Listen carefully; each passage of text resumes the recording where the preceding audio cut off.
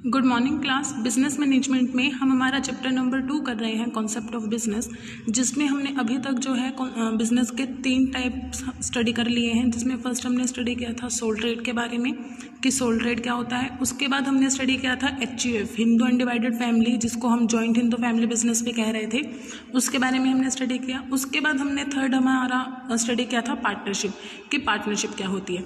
अगर मैं soul trade की बात करूँ तो सोल ट्रेड में एक सिंगल ऑनर था। HUF की अगर बात करूँ तो वहाँ पे आपकी पूरी फैमिली थी और उन सभी का एक हेड था कर्ता, और बाकी सभी जो पर्सन्स थे वो को पार्टनर्स थे। इसके अलावा HUF में आपके 2 सिस्टम रहे थे, मिताक्षरा और दाया भाग। उसके बाद हमने स्टडी किया था पार्टनरशिप। पार्टनरशिप में हम लोगों ने स्टडी की थी कि पार्टनरशिप होती क्या है। पार्टनरशिप वो सिचुएशन होती है जब 2 या 2 से ज़्यादा पर्सन एक दूसरे के साथ एग्रीमेंट करते हैं, कॉन्ट्रैक्ट करते हैं, और उनका मेन मोटिव क्या होता है, अर्न प्रॉफिट होता है। ओके, आज हम हमारे 4th टॉपिक पे जा रहे हैं, that is limited liability partnership, LLP, limited liability partnership. ये आपका न्यू कॉन्सेप्ट है। I think it was approximate 2008 का कॉन्सेप्ट है। ये 2008 में इंडिया में लागू हुआ था। तो देखिए, इसको हम स्टडी करते हैं कि LLP होता क्या है। To maintain pace with the fast growing modern business and industrial world the need for a new form of organisation is felt. देखिए, जो हमारा रेगुलर बिजनेस था वो बढ़ रहा था, तो एक नई तरीके की ऑर्गेनाइजेशन की हमें नीड थी, which can offer the benefits of limited company with the main feature of partnership. जो क्या है, आपको कंपनी के भी बेनिफिट दे और उसमें पार्टनरशिप भी कहीं ना कहीं इंक्लूड हो। This need has given birth to a new organisation is present business world. इसी नीड ने एक नई ऑर्गेनाइजेशन बना दी बिजनेस वर्ल्ड में, which is called as limited liability partnership और LLP, जिसको हम क्या कहते हैं, limited liability partnership. LLP is introduced as an annexure of partnership. ये जो है पार्टनरशिप की एक सब्सिडरी थी, ठीक है। The government of India enact LLP act 2008 on 12 December 2010 and it becomes effective from April 2009। दिसंबर 2008 में इसका एक्ट बना था और ये इफेक्ट में कब आई थी, अप्रैल 2009 में ये हमारी एक बन गई थी पार्टनरशिप फर्म। देखिए, unlike the general partnership in India, LLP is a corporate body and legal entity. Partnership जो इंडिया में चल रही है उसी की तरह LLP क्या थी, एक कॉर्पोरेट बॉडी थी, गवर्नमेंट बॉडी थी, बिजनेस बॉडी थी, और लीगल एंटिटी था इसका, सेपरेट फ्रॉम इट्स पार्टनर। ये जो है अपने पार्टनर से बिल्कुल अलग थी। अलग कैसे, मतलब पार्टनर से होने ना होने का इस पर कोई इफेक्ट नहीं पड़ रहा था। हैविंग परपेचुअल सक्सेशन, इसकी जो है एक खुद की सील मोहर सब थी। Partners having limited liability, partners की लायबिलिटी क्या थी, लिमिटेड थी। And thus having mixed features of both partnership as well as JSC। तो इसीलिए इसके अंदर मिक्स्ड फीचर थे किसके, पार्टनरशिप के और JSC का यहाँ मतलब है जॉइंट स्टॉक कंपनी, ठीक है, कंपनी से यहाँ मतलब है।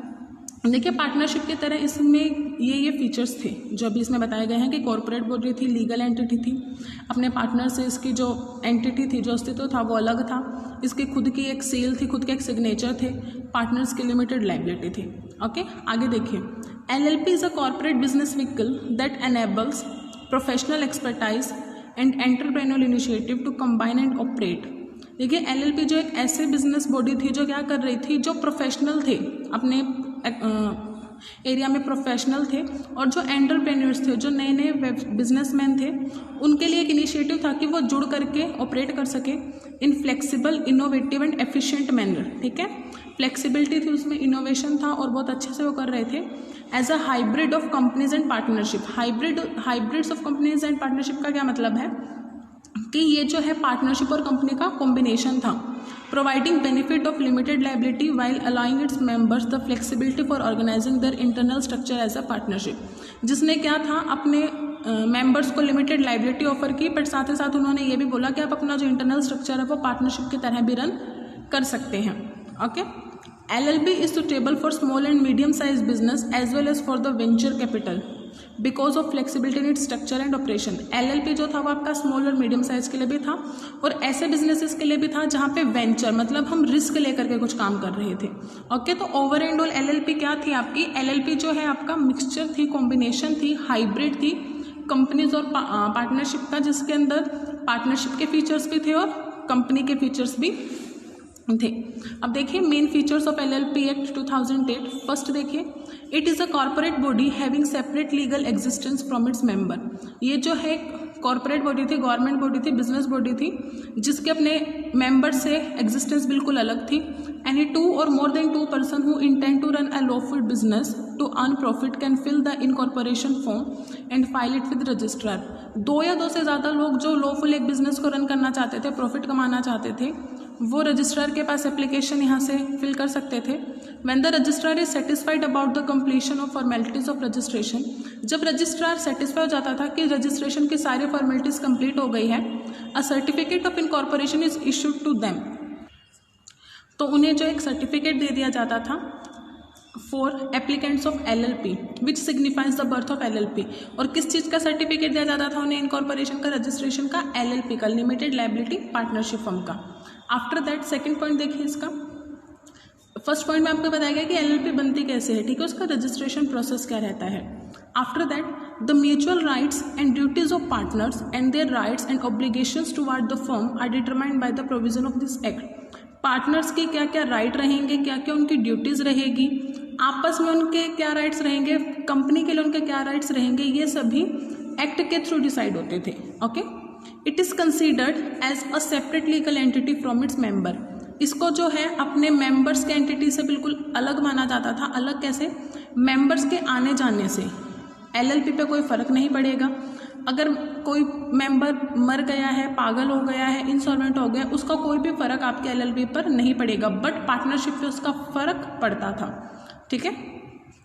The liability of each partner will be limited to an agreed ratio. यहाँ पे देखिए जो लाइबिलिटी है सभी पार्टनर्स की, वो क्या करती गई? लिमिटेड करती गई एक रेशियो में। जबकि पार्टनरशिप में हमने क्या स्टडी किया था कि उनकी लाइबिलिटी अनलिमिटेड होती है, ठीक है, बट LLP में क्या है, उनकी लाइबिलिटी लिमिटेड है। No partner will be liable for the unauthorised and independent acts of other partners. और देखिए कोई भी जो पार्टनर है वो किसी दूसरे पार्टनर ने अगर कुछ गलत काम किया तो उसके लिए लाइबल नहीं था, बट पार्टनरशिप में ऐसा होता था। अगर कोई एक पार्टनर भी कुछ गलत काम करता तो बाकी सभी उसके लिए लाइबल होते थे। Okay, after that under LLP minimum of 2 members are required and out of 2 partners 1 should essentially be an Indian citizen। देखिए LLP को रजिस्टर करने के लिए कम से कम 2 मेंबर्स चाहिए और उन दोनों में से एक क्या होना चाहिए? इंडिया का सिटीजन होना चाहिए, दूसरा NRI भी हो सकता है। The provision of Indian partnership act 1932 does not apply on LLP but the provision of companies act can be applicable. देखिए इंडियन पार्टनरशिप एक्ट यहाँ पे अप्लाई नहीं होता, बट जो कंपनीज एक्ट है वो यहाँ पर अप्लाई होता है। कंपनीज जो एक्ट है वो यहाँ पे अप्लाई किया जाता है। After that, any existing partnership firm, private company and any listed company can be converted into LLP by complying with all the legal provisions। अगर पहले से कोई पार्टनरशिप फर्म चल रही है, कोई प्राइवेट कंपनी है, कोई लिस्टेड कंपनी है, कोई रजिस्टर्ड कंपनी है, वो चाहे तो खुद को LLP में कन्वर्ट कर सकती है कुछ एक लीगल फॉर्मेलिटीज़ को कंप्लीट करके। मतलब ज़रूरी नहीं है कि आपको बिल्कुल फ्रेश ही LLP क्रिएट करनी पड़ेगी। अगर आपका पहले से बिजनेस चल रहा है कोई पार्टनरशिप फर्म के तौर पे या प्राइवेट कंपनी के तौर पे, तब भी आप क्या है LLP को ऑपरेट कर सकते हैं, LLP के लिए एप्लीकेशन कर सकते हैं, बट उसके लिए आपको कुछ लीगल फॉर्मेलिटीज़ कंप्लीट करनी पड़ती है आप अपने उस फर्म को LLP में कन्वर्ट करवाने के लिए। After that the right to inspect for context of LLP issues cases is vested with central government. देखिए अगर LLP में कोई इशू हो गया है, कोई केस हो गया है, आपस में कोई लड़ाई वगैरह हो गई है, तो उसके लिए कौन इंस्पेक्ट करता है, कौन डिसीजन देता है? Central government. If central government wants any competent person can be appointed for the same. और अगर सेंट्रल गवर्नमेंट को ये लगता है कि हम किसी दूसरे पर्सन को ही अपॉइंट कर देते हैं जो हमारे बिहाफ पे काम करेगा, तो वो कर सकती है। ओके, तो हमने अभी तक देखिए 9 पॉइंट डिस्कस किए हैं LLP एक्ट के। एक बार दोबारा समराइज कर देती हूँ क्या क्या था। पहला ये कि 2 या 2 से ज़्यादा पर्सन जब ये चाहेंगे कि उन्हें एक लॉफुल बिजनेस करना है, प्रॉफिट अर्न करना है, तो वो रजिस्ट्रार के पास जाकर के LLP के लिए एप्लीकेशन फाइल कर सकते हैं। जब रजिस्ट्रार को ये लगेगा कि हाँ सारी फॉर्मेलिटीज़ कंप्लीट हो गई हैं, तब वो उन्हें रजिस्ट्रेशन का सर्टिफिकेट दे देगा जहाँ से आपकी LLP बन जाएगी। उसके बाद जो राइट और ड्यूटीज़ है पार्टनर की अपने लिए और फर्म के लिए, वो LLP एक्ट 2008 के अकॉर्डिंग ही डिसाइड की जाएंगी। ये जो है अपने मेंबर से एक अलग एंटिटी रखता है, मेंबर से बिल्कुल सेपरेट होती है LLP। मेंबर्स के आने जाने का यहाँ कोई फ़र्क नहीं पड़ता। जो लायबिलिटी है सभी पार्टनर की वो क्या होगी? लिमिटेड होगी। और कोई भी पार्टनर जो है किसी दूसरे पार्टनर के किसी अनऑथोराइज्ड वर्क के लिए लायबल नहीं होगा। एलएलपी में कम से कम 2 मेंबर्स आपको चाहिए होते हैं रजिस्ट्रेशन करवाने के लिए, और उन दोनों में से कोई एक जो है इंडियन सिटीजन होना ही चाहिए, दूसरा एनआरआई भी हो सकता है। अगर दोनों एनआरआई हैं तो आपकी एलएलपी नहीं क्रिएट होगी।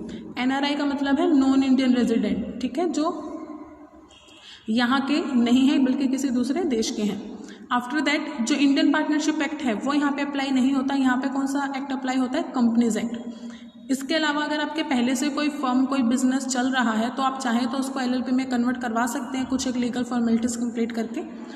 उसके बाद अगर कोई इश्यू हो जाता है, कोई केस हो जाता है, कोई डिस्प्यूट हो जाता है, कोई कंप्लेंट होती है, तो उनमें वर्डिक्ट कौन देता है? सेंट्रल गवर्नमेंट देती है। और अगर सेंट्रल गवर्नमेंट चाहे तो वो अपने बिहाफ पे किसी दूसरे पर्सन को भी वहाँ अपॉइंट करवा सकती है। ओके, तो अभी तक हमने सिर्फ और सिर्फ एलएलपी की डेफिनेशन की कि एलएलपी होती क्या है, और उसके अलावा हमने किया है main features of LLP act. देखिए स्टूडेंट्स, अगर आपको एलएलपी की डेफिनेशन लिखनी होगी तो आप यहाँ से लिखेंगे, ठीक है, ये कंप्लीट पैराग्राफ कि एलएलपी होता ये है। ओके, आफ्टर दैट अब हम करने जा रहे हैं फीचर्स ऑफ एलएलपी की फीचर्स क्या क्या होते हैं। फर्स्ट देखिए, mixed structure. The form of an organization is the combination of both partnership and company form.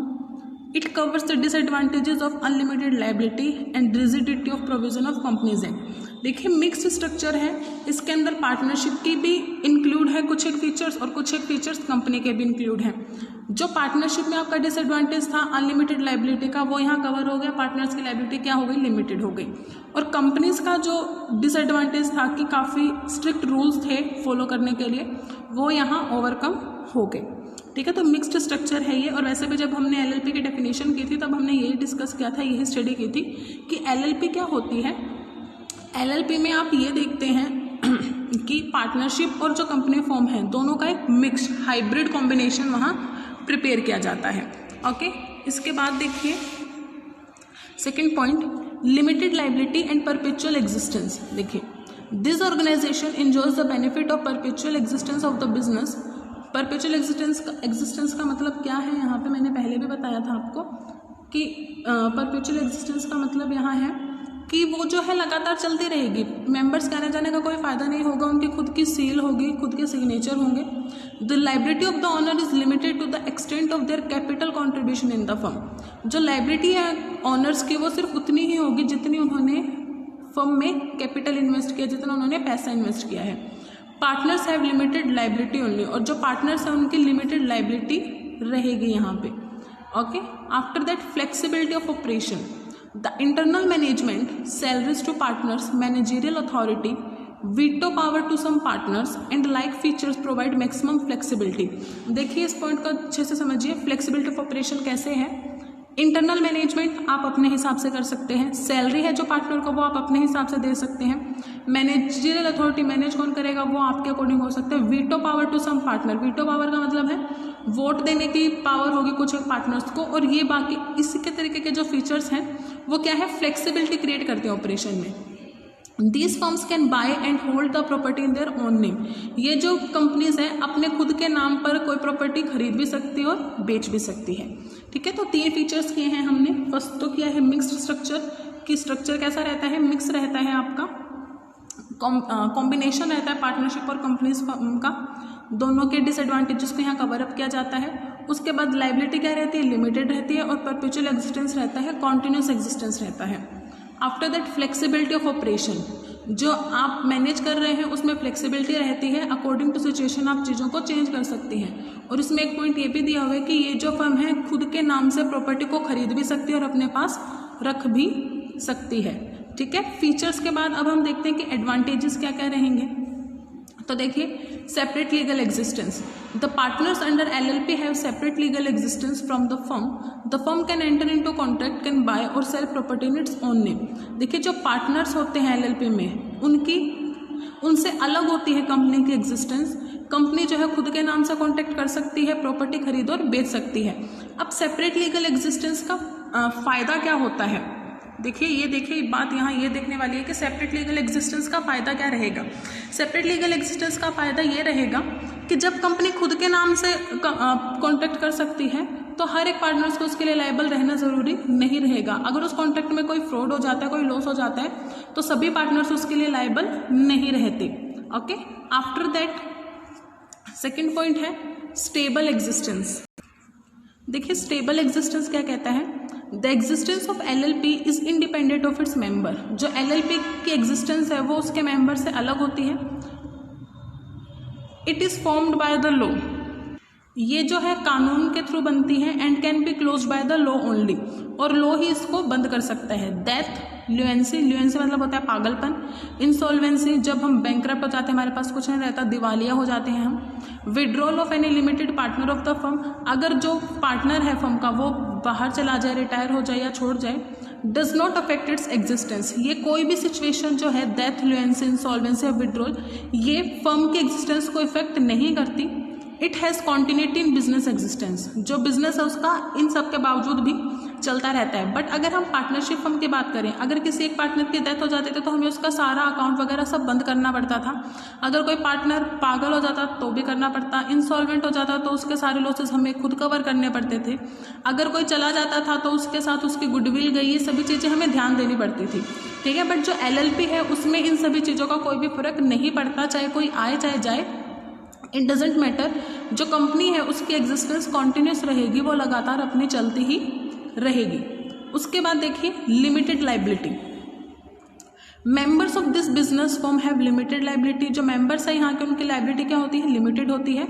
Their personal property will not be at risk for discharging the firms obligation, उनकी जो personal property है उनको कोई risk नहीं होता कि अगर firm के कुछ ऑब्लिगेशंस हो गए, फर्म को कुछ लॉस हो गया, फर्म की कोई लाइबिलिटी कवर अप करनी पड़ गई, तो उसके लिए उनकी पर्सनल प्रॉपर्टी का यूज़ नहीं किया जाएगा। वो सिर्फ और सिर्फ उतने शेयर के लिए लायबल रहेंगे जितने उन्होंने कैपिटल वहाँ कॉन्ट्रीब्यूट की हुई है।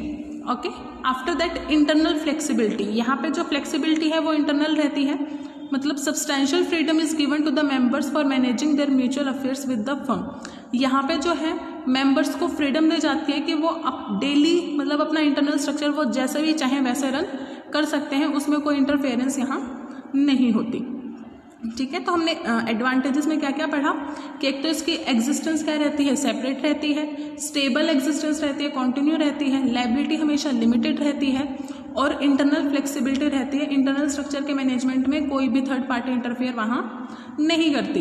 बट एज यूजुअल कुछ एक अगर एडवांटेजेस होते हैं किसी कॉन्सेप्ट ऑफ बिजनेस के, तो उसके कुछ एक डिसएडवांटेजेस भी रहते हैं। यहाँ पे भी डिसएडवांटेजेस हैं, देखिए। First, lack of secrecy. Secrecy मतलब यहाँ पे कोई भी चीज़ आप सीक्रेट नहीं रख सकते। According to section 34 of LLP act 2008, it is compulsory for LLP firm to disclose financial its information. देखिए सेक्शन 34 क्या कहता है LLP एक्ट का, कि उसको अपनी फाइनेंशियल पोजीशन को सबके सामने शो करना पड़ता है, मतलब साल के आखिरी में उन्हें न्यूज़पेपर में अपनी बैलेंस शीट को पब्लिश करना पड़ता है। इसका मतलब क्या है कि वो कुछ भी सीक्रेट नहीं रख सकते, उन्हें पब्लिक को सब कुछ बताना पड़ता है, जैसे कंपनी के केस में होता था। बट पार्टनरशिप के केस में ऐसा नहीं होता था, पार्टनरशिप लायबल नहीं होती थी कि वो अपने अकाउंट्स प्रेजेंट करे। ओके, तो फर्स्ट इसका डिसएडवांटेज क्या है, सीक्रेट नहीं रह पाता कोई भी चीज़। Need for a check, practically the provision of schedule first are not acceptable in most of the situation. Practically अगर हम बात करें तो जो शेड्यूल फर्स्ट है कंपनीज एक्ट का, वो हर सिचुएशन में एप्लीकेबल नहीं होता। Therefore a check is essential for every LLP, इसलिए हर एक LLP को चेक करना बहुत ज़्यादा ज़रूरी रहता है। आफ्टर दैट लेजिस्लेटिव अनसर्टेनिटी, यहाँ पे देखिए क्या है, in the modern business world this is a new concept, hence it will take time to become popular. Modern business में क्या है, ये अभी एक नया कॉन्सेप्ट है, इसलिए इसको पॉपुलर होने में थोड़ा टाइम लगेगा। After that legal formalities, the registration of LLP business is compulsory which make it formation complex. देखिए LLP को फॉर्म करने के लिए आपको लीगल फॉर्मेलिटीज़ को कंप्लीट करना पड़ता है, और अगर आप लीगल फॉर्मेलिटीज़ को कंप्लीट करते हो तो उसमें काफ़ी टाइम लगता है, काफ़ी कॉम्प्लेक्स सिचुएशंस होती हैं। एंड मोस्ट इंपॉर्टेंट थिंग क्या है कि विदाउट लीगल फॉर्मेलिटीज़ जब तक आपको इनकॉर्पोरेशन का सर्टिफिकेट नहीं मिलता, रजिस्ट्रेशन सर्टिफिकेट नहीं मिलता, तब तक आप अपने LLP को कंटिन्यू भी नहीं कर सकते। इसलिए यहाँ पे लीगल फॉर्मेलिटीज़ ज़्यादा रहती हैं। Okay, but no doubt as a whole अगर हम कंक्लूड करें तो LLP काफ़ी बेटर मीडियम है, ठीक है। LLP मतलब लिमिटेड लायबिलिटी पार्टनरशिप काफ़ी बेटर मीडियम है। बट हाँ, इसके अंदर आप जो मेन बोल सकते हैं, 2 पॉइंट बोल सकते हैं कि लैक ऑफ सिक्रेसी रहती है। यहाँ पे आपकी कोई भी चीज़ प्राइवेट नहीं रहती, आप कुछ भी अपने इंटरनल अफेयर को प्राइवेट नहीं रख सकते, आपको सभी चीज़ों को पब्लिकली शो करना ही पड़ता है। इसके अलावा लीगल फॉर्मेलिटीज़ काफ़ी रहती हैं। अगर आप पार्टनरशिप की बात करें, सिर्फ और सिर्फ पार्टनरशिप की, तो पार्टनरशिप में ऐसा नहीं होता था। पार्टनरशिप में आप लोगों ने चाहा और आपने पार्टनरशिप ओपन कर ली, नो डाउट आपको रजिस्ट्रेशन करवाना भी कंपलसरी नहीं है, बट यहाँ पे आपको कंपलसरी है। क्यों? क्योंकि इसमें कंपनीज एक्ट के भी रूल एप्लीकेबल हैं। और कंपनीज एक्ट क्या कहती है कि जब तक आपको सर्टिफिकेट ना मिले रजिस्ट्रेशन का, आपकी कंपनी क्या है, इलीगल है, चाहे आपका ऑब्जेक्टिव लीगल रहा हो, but until you get the registration certificate your company is illegal. Okay, तो ये इसका रहता है। इसके अलावा अगर हम इसके बेनिफिट्स की बात करें तो बेनिफिट्स देखिए, जो पार्टनरशिप फर्म का मेन ड्रॉबैक था अनलिमिटेड लायबिलिटी वाला, वो यहाँ कवर अप हो जाता है। कंपनी जो आपकी जॉइंट स्टॉक कंपनी है, उनका जो एक यहाँ पे ड्रॉबैक था कि काफ़ी रिजिट्स वो हमें करने पड़ते हैं, रूल्स फॉलो करने पड़ते हैं, वो भी यहाँ पर नहीं रहते। आप अपने जो रूल्स हैं अकॉर्डिंग टू योर फ्लेक्सिबिलिटी, आप अपना फ्लेक्सिबिलिटी ऑपरेशन वहाँ कर सकते हैं। ठीक है, तो एज एंड होल आप ये बोल सकते हैं कि काफ़ी बेटर ऑप्शन है, बट एज ये बिल्कुल न्यू है मार्केट में, तो अभी तक लोग इसके बारे में अवेयर नहीं है कि LLP होता क्या है। ठीक है, लोग इतने ज़्यादा अवेयर नहीं है इस बारे में। ओके स्टूडेंट्स, तो आज हमने जो है अपना एक और कॉन्सेप्ट कर लिया है, लिमिटेड लायबिलिटी पार्टनरशिप, जिसमें हमने उसके मेन फीचर्स डिस्कस किए, एडवांटेजेस डिसएडवांटेजेस डिस्कस किए। ठीक है, नेक्स्ट जो हमारा सेशन होगा उसके अंदर हम करेंगे कॉर्पोरेटिव इंस्टीट्यूशन, कोऑपरेटिव सोसाइटीज़ के बारे में हम वहाँ डिस्कस करेंगे कि कोऑपरेटिव सोसाइटीज़ क्या होती हैं, उनका मतलब क्या होता है, किस तरीके से वो बनती हैं। ओके, आपका होमवर्क ये है कि आपको कोऑपरेटिव सोसाइटीज़, जहाँ पे आपका LLP का टॉपिक फिनिश होता है उसके बिल्कुल नीचे ही दिया हुआ है कोऑपरेटिव सोसाइटी, आप वहाँ से पढ़ सकते हैं। Okay, and the thing is कि जो 11th क्लास का सिलेबस है ना, वो NCERT बेस्ड है, तो आप लोगों से यही रिक्वेस्ट है कि आप लोग जो है NCERT की बुक परचेस करेंगे, नॉट दैट एडवाइज़र। ठीक है, आप सभी बच्चे NCERT की बुक ही परचेज करेंगे, एडवाइज़र की बुक परचेज नहीं करेंगे। ओके स्टूडेंट्स, अब बिल्कुल कंफर्म हो गया, मार्केट में बुक्स भी अवेलेबल हैं, तो आप जो हैं कर सकते हैं NCERT के बुक्स परचेज, आपको एडवाइज़र परचेज करने की नीड अब नहीं है। Okay students, thank you, have a nice day. और अगर एडवाइज़र की हमें नीड होगी तो आई हैड द एडवाइज़र, मेरे पास है एडवाइज़र, हम वहाँ से हेल्प लेंगे, बट आपको जो बुक परचेज करनी है वो NCERT बुक ही परचेज करनी है। ओके, ये आपके लिए एक इन्फॉर्मेशन थी। Thank you, have a nice day. I am going to wind up my session.